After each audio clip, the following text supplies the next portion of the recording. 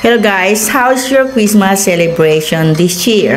We had simple dinner nung 24 ng December kasama ng aking mga kapatid at kanilang mga pamilya, relatives, and some friends. So ito ay ginagawa namin taon-taon, dinner get together at gift giving.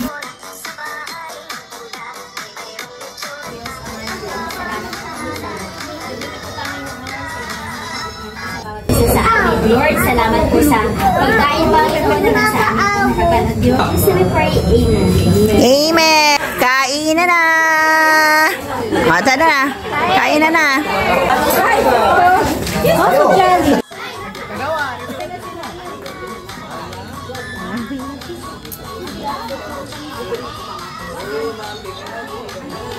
Ah, si Berna. Solo flight. May nagso-solo flight. Mas masaya ang pagdiriwang ng Pasko kung napapasaya mo ang ibang tao. Lalong-lalo na yung mga taong mahal mo at yung pinapahalagan mo, hindi ba? Ay, taki na parte.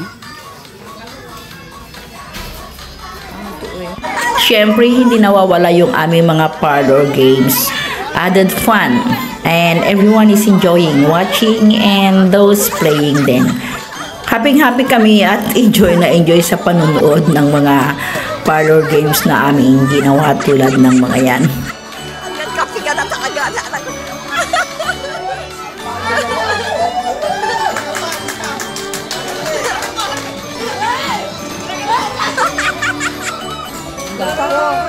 Kapoy lari ako kulaw.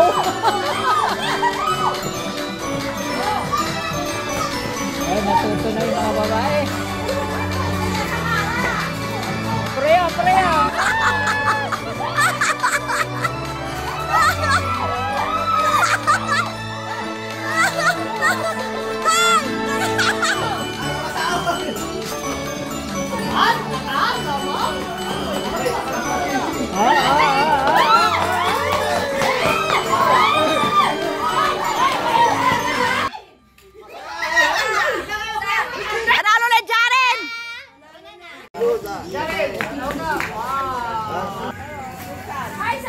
At syempre pa, simpleng gift giving.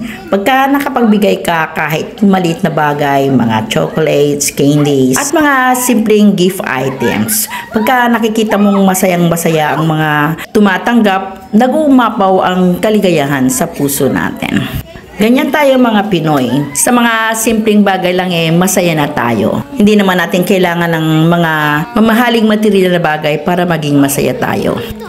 Merry Christmas sa everyone. Sana naging masaya ang iyong pagdiriwang ng Pasko at sana rin maging mapayapa ang pagsalubong natin sa bagong taon 2024. God bless everyone.